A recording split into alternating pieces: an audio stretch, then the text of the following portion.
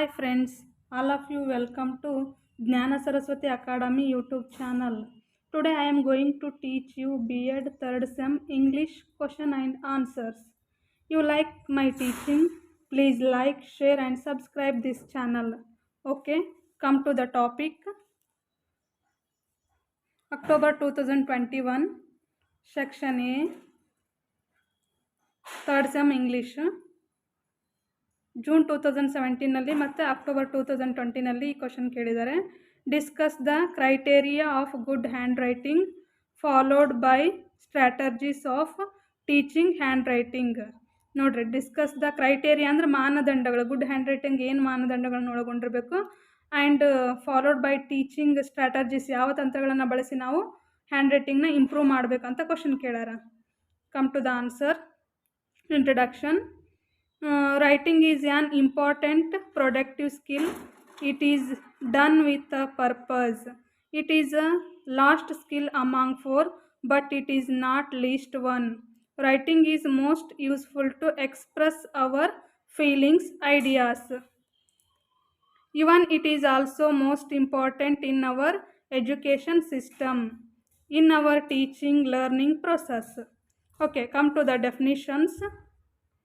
According to Mahatma Gandhiji, fair and legible handwriting makes a man perfect in all walks of life.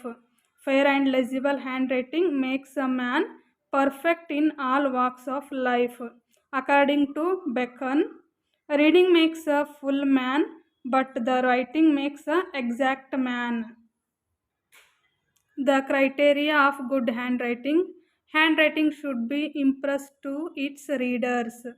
Handwriting should communicate the thoughts and ideas effectively. Handwriting should be easily understandable. Handwriting should reflect the personality of a writer. Handwriting should be visible and legible. Handwriting should be sized at ideal font. They should be free from spelling mistakes. ಇಲ್ಲಿದೆ ಅಂದರೆ handwriting ಅಂತ ತಿಳ್ಕೊರಿ. There should be ideal distance between the lines, words and letters, words and lines. Good handwriting also requires a reasonable speed. Handwriting should be particular about punctuation marks. They should create interest in reading. Handwriting should create interest in reading. Good handwriting is a great asset.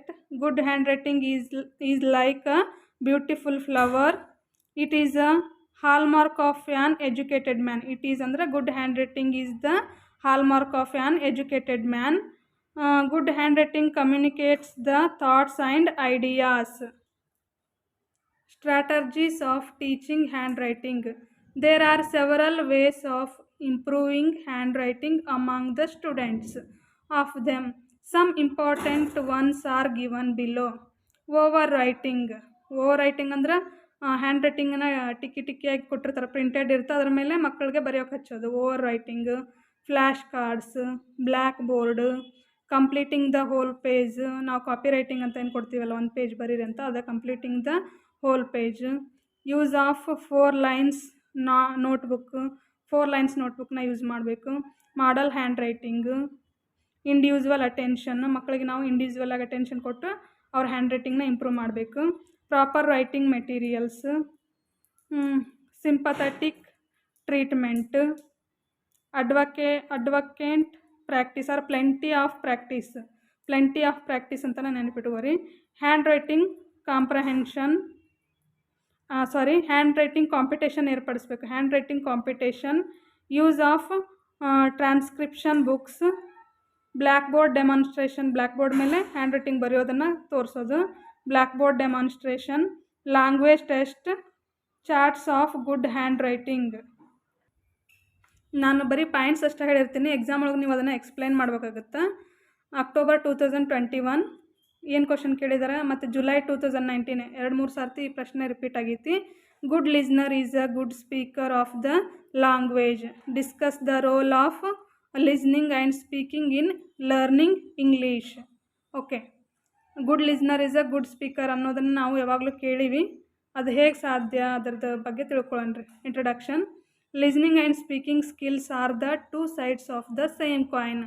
ಒಂದೇ ನಾಣ್ಯದ ಎರಡು ಮುಖಗಳಂತ ಏನು ಕರಿತೀವಲ್ಲ, listening speaking ಅನ್ನೋದು both are two sides of one coin. ಒಂದೇ ನಾಣ್ಯದ ಎರಡು ಮುಖಗಳು.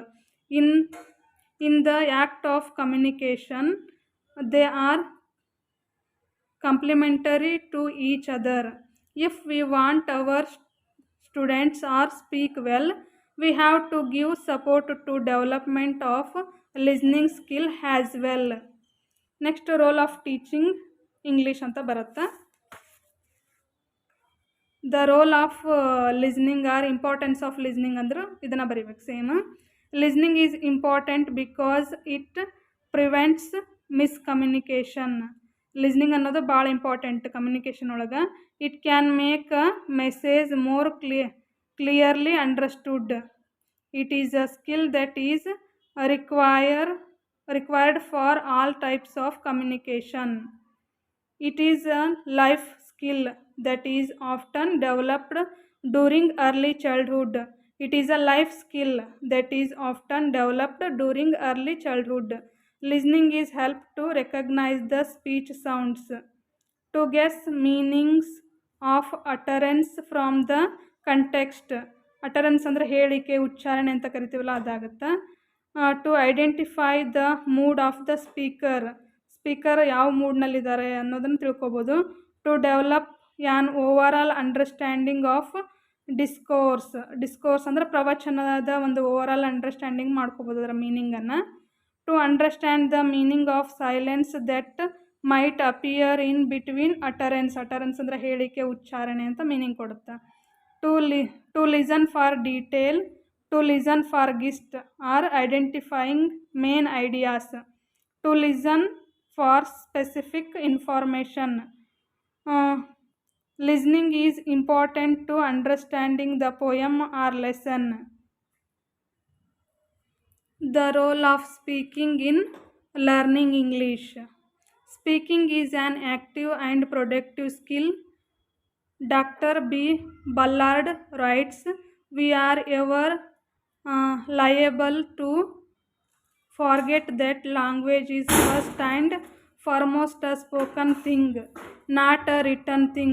It is basically a communicative and social art. Language is a tool for communication. We communicate with others. Without speech, we cannot communicate with one another. Speaking skill is important for the learning of any language. We use language in a variety of situations. When we speak to others, we come to have a better understanding of each other. When we speak to others, ನಾವು ಯಾರಾದ್ರ ಜೊತೆಗೆ ಮಾತಾಡಿದಾಗಲೇ ಒಂದು better understanding ಬರೋಕ್ಕೆ ಸಾಧ್ಯವಾಗುತ್ತೆ. An effective speaker can gain the attention of the audience. Effective speaker can gain the attention of the audience. To speak in English with intelligibility ಅಂದರೆ ಗ್ರಹಿಸಲು speaking ಅನ್ನೋದು ಅವಶ್ಯಕ. By speaking to express our ideas and thoughts. To speak English with proper punctuation, stress and intonation. To use appropriate words and expression in their oral communication skill. To speak about certain specific and familiar topics in certain styles. Next one, to recite rhymes and poems in English. Recite ಅಂದರೆ ಕಂಠಪಾಠ ಮಾಡೋದು, ಬಾಯ್ಪಾಠ ಮಾಡೋದು ಅಂತೀವಲ್ಲ ಅದು. To dramatize the ideas with proper action. Next question, June 2017 ಅಲ್ಲಿ ಕೇಳ್ಯಾರ. What is reading? Explain the various methods of teaching reading skills. Introduction. Reading is an active process and it is called receptive skill for language acquisition. The activity of reading is primarily getting information from the written text. What is reading? Give some examples, some definitions. According to William S. Gray, reading is the process of recognizing printed and written symbols. Reading is the process of recognizing the printed and written symbols. Reading means to understand the meaning of printed words, that is written symbols. Reading is a process that negotiates the meaning between the text and its reading. Next one, decode, decipher and identify the words in print, that is called reading. Methods of teaching reading skills: the alphabetic method, the syllabic method, the word method, the phrase method, the sentence method, the story method, the phonic method and look and say method. ಇಲ್ಲೆಲ್ಲ first the ಅಂತ ಬರೀರಿ, ನಾನು ಬಿಟ್ಟಿನ ಅದನ್ನು ಬರೆಯೋದು. ಇವೆಲ್ಲ easy ಅದಾವೆ methods. ಈ ಮೆಥಡ್ಸ್ನೆಲ್ಲ explain ಮಾಡ್ಬೇಕು ನಾವು ಎಕ್ಸಾಮ್ ಒಳಗೆ. Methods of teaching reading skills ಅಂದ್ರೆ ಫಸ್ಟ್ ಅಲ್ಫಾಬೆಟಿಕ್ ಮೆಥಡ್ಸ್ ಮೂಲಕ ನಾವು ಕಲಿಸ್ತೀವಿ, ಅಲ್ಫಾಬೆಟ್ ಮೂಲಕ ಕಲಿಸ್ತೀವಿ. ನೆಕ್ಸ್ಟ್ ಸಿಲಾಬಿಕ್ ಬಳಸ್ತೀವಿ. ನೆಕ್ಸ್ಟ್ ವರ್ಡ್ಸ್, ಶಬ್ದಗಳನ್ನು ಬಳಸ್ತೀವಿ. ಆಮೇಲೆ ಪ್ರೇಜ್, ಪದಪುಂಜಗಳನ್ನು ಬಳಸ್ತೀವಿ. ಆಮೇಲೆ ಸೆಂಟೆನ್ಸ್, ವಾಕ್ಯಗಳ ಮೂಲಕ ಕಲಿಸ್ತೀವಿ. ಆಮೇಲೆ ಅದನ್ನು ಒಂದು ಸ್ಟೋರಿ ಮಾಡಿ ಕಲಿಸ್ತೀವಿ, ಸ್ಟೋರಿ ಮೆಥಡ್. ಆಮೇಲೆ phonic method and look and say method. ಈ ಎಲ್ಲ ಮೆಥಡ್ಗಳನ್ನು ನಾವು ಯೂಸ್ ಮಾಡ್ತೀವಿ. ಎಕ್ಸಾಮಲ್ಲಿ ಇವನ್ನೆಲ್ಲ ನೀವು ಎಕ್ಸ್ಪ್ಲೇನ್ ಮಾಡಬೇಕಾಗತ್ತಾ. Next one, conclusion. Reading is one of the popular learning activities among all language skills because most of the time learners use their visual sense. Reading means reading with comprehension. Next question, July 2018 ಅಲ್ಲಿ ಕೇಳ್ಯಾರ, what is grammar? Explain the types and methods of teaching grammar. ಈ ಕ್ವಶನ್ನ ಈಸಿಯಾಗಿ ಕೇಳ್ಯಾರ. Next ಅದ ಕ್ವಶನ್ನ ಸ್ವಲ್ಪ ಡಿಫ್ರೆಂಟಾಗಿ ಕೇಳ್ಯಾರ ನೋಡ್ರಿ. July 2019 ಒಳಗೆ ಸೇಮ್ ಕ್ವಶನ್ನ ಸ್ವಲ್ಪ ಟ್ವಿಸ್ಟ್ ಮಾಡ್ಯಾರ. Define grammar, explain different types and methods of teaching it, which method is better, why. ಸ್ವಲ್ಪ ಚೇಂಜ್ ಮಾಡ್ಯಾರ ಅಷ್ಟ. ಕ್ವಶನ್ನ ಆನ್ಸರ್ ಸೇಮ್ ಇರುತ್ತೆ, ಲಾಸ್ಟ್ ಸ್ವಲ್ಪ ಚೇಂಜ್ ಆಗುತ್ತೆ ಅಷ್ಟ. Introduction. Grammar is nothing but a set of rules which teach us the correct use of language. Grammar deals with the general rules of sentence constructions and grammar teaching is important in language class. Okay, next, definitions of grammar.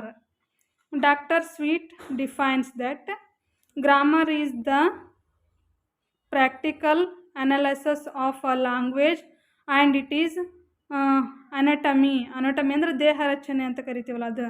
Grammar is the particular analysis of a language and its anatomy ಅಂದರೆ ಭಾಷೆಯ ಒಂದು ದೇಹ ರಚನೆ, ಅಂಗರಚನೆ, ಭಾಷೆಯ ಒಂದು ರಚನೆಯ ಬಗ್ಗೆ ಅಧ್ಯಯನ ಮಾಡುತ್ತಂತ ಇದರ ಅರ್ಥ.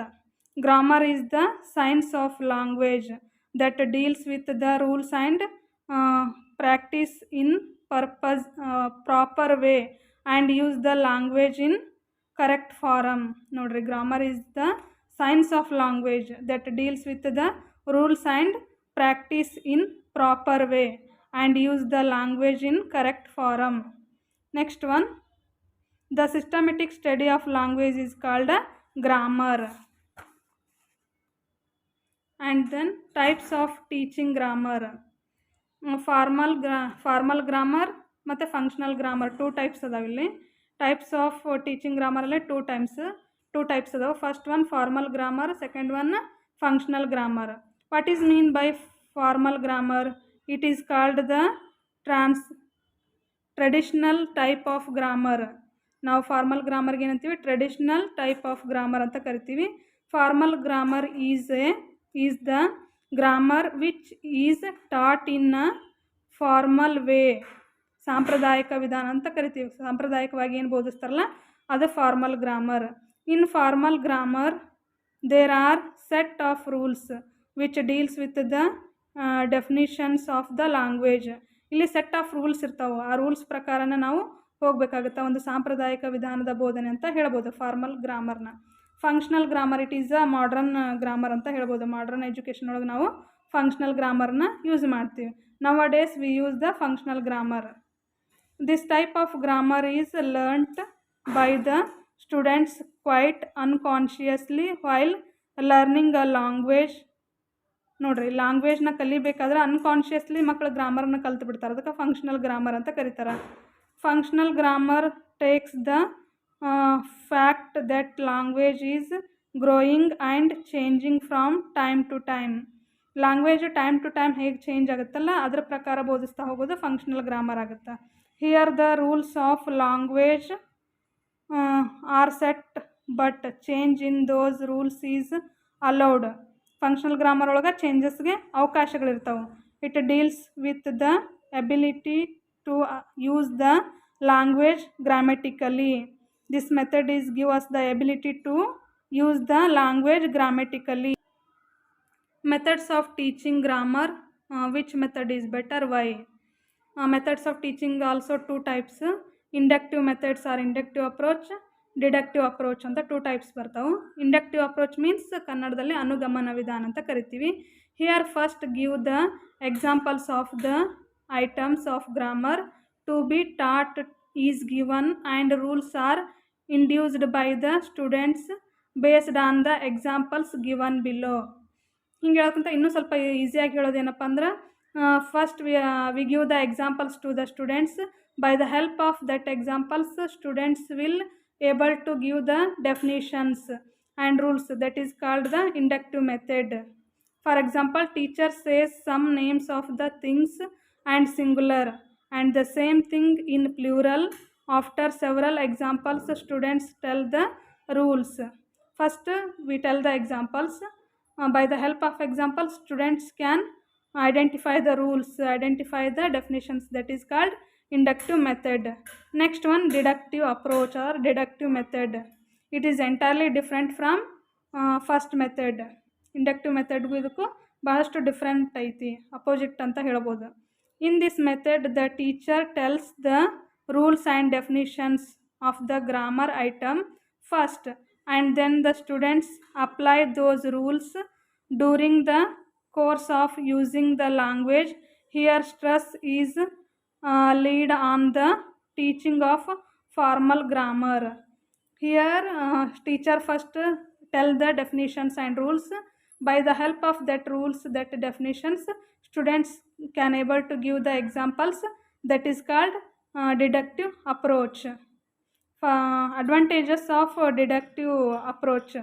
This method saves the time of teacher. Deductive method ಏನು ಮಾಡ್ತಾರೆ, deductive approach save the time of teacher. It makes the teaching is an easy job. ಇದೇನು ಮಾಡುತ್ತಾ, ಟೀಚಿಂಗನ್ನು ಈಸಿ ಜಾಬನ್ನಾಗಿ ಮಾಡುತ್ತಾ. And then next one, which method is better and why? ಈ ಎರಡು method ಏನು ಹೇಳಿದ್ವಲ್ಲ ನಾವು ಗ್ರಾಮರ್ ಟೀಚಿಂಗ್ ಒಳಗೆ, inductive method, deductive method. Which method is better and why? Inductive method is better method in teaching grammar. Inductive method ಅನ್ನೋದು teaching grammar ಒಳಗೆ ಬಹಳಷ್ಟು ಉತ್ತಮವಾದ method. Why? Because inductive method is makes teaching is more interesting. Inductive method ಏನು ಮಾಡುತ್ತಾ, ಟೀಚಿಂಗನ್ನು interesting ಆಗಿ more interesting ಆಗುವಂಗೆ ಮಾಡುತ್ತಾ. ಆಮೇಲೆ it lays emphasis on the teaching of functional grammar. ಇದೇನು ಮಾಡ್ತಾ, ಫಂಕ್ಷನಲ್ ಗ್ರಾಮರ್ಗೆ ಹೆಲ್ಪ್ ಮಾಡುತ್ತಾ.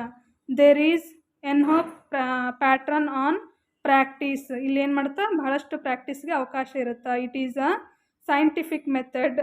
ಇದು ಒಂದೇನು scientific method. It is a psychological method.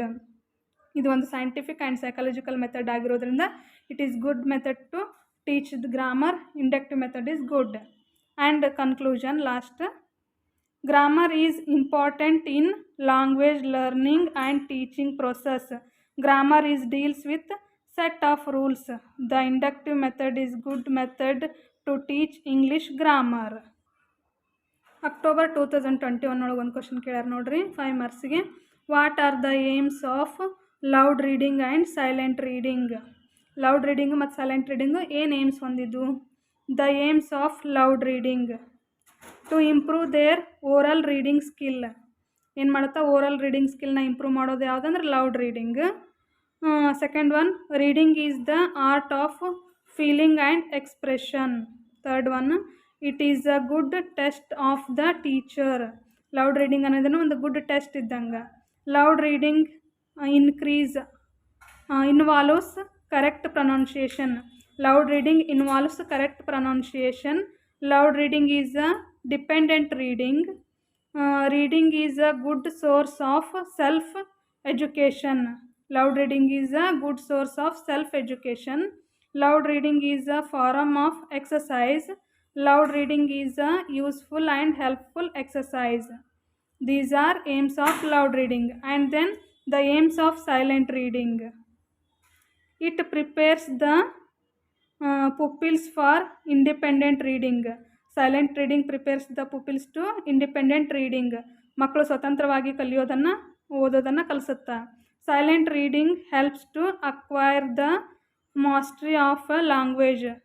ಲ್ಯಾಂಗ್ವೇಜಲ್ಲಿ mastery ಅಂದರೆ ಪ್ರಭುತ್ವವನ್ನು ಸಾಧಿಸುವಂತೆ ಮಾಡುತ್ತಾ. It's main aim is to get pleasure and profit.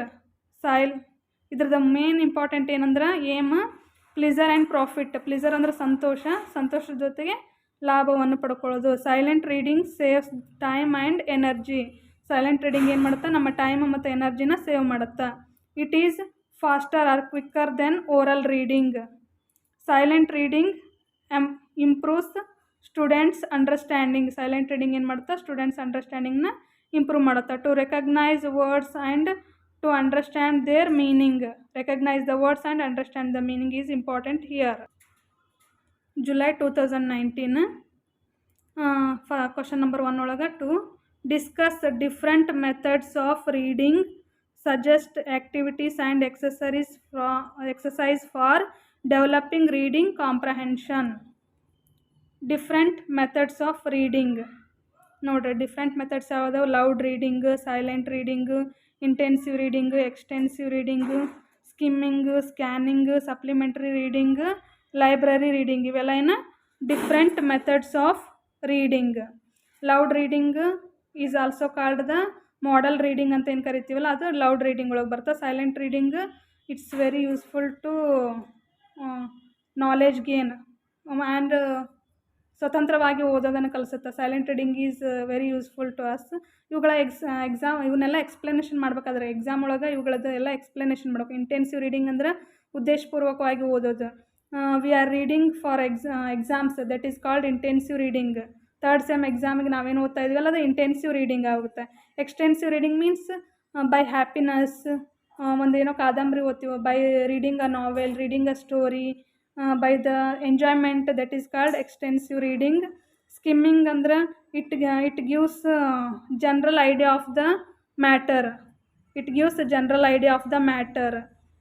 ಆಮೇಲೆ ಸ್ಕ್ಯಾನಿಂಗ್ ಅಂದ್ರೆ ಏನಪ್ಪ ಅಂದ್ರೆ it gives the specific information of on that. ಒಂದು ಸ್ಪೆಸಿಫಿಕ್ ಇನ್ಫಾರ್ಮೇಷನ್ ಕೊಡುತ್ತಾ.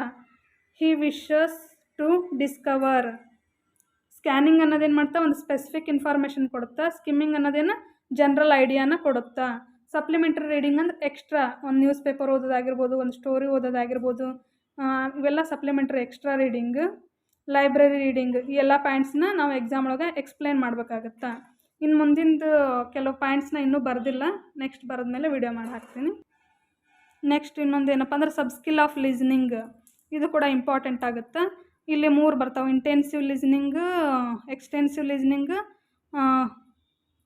ಕ್ರಿಟಿಕಲ್ ಲಿಸ್ನಿಂಗ್ ಅಂತ ಬರ್ತಾವೆ. ಇಂಟೆನ್ಸಿವ್ ಲಿಸ್ನಿಂಗ್ ಅಂದರೆ ಉದ್ದೇಶಪೂರ್ವಕವಾಗಿ ಓದೋದು. Story, lesson reading, exam purpose question answer reading is called intensive listening. Intensive listening means by the purpose, we have the intention to read the prose, poem, lesson, that is called intensive listening. Extensive listening means by casual listening, by happiness listening, novel reading, story reading are also listening. Story listening, novel listening are called extensive listening.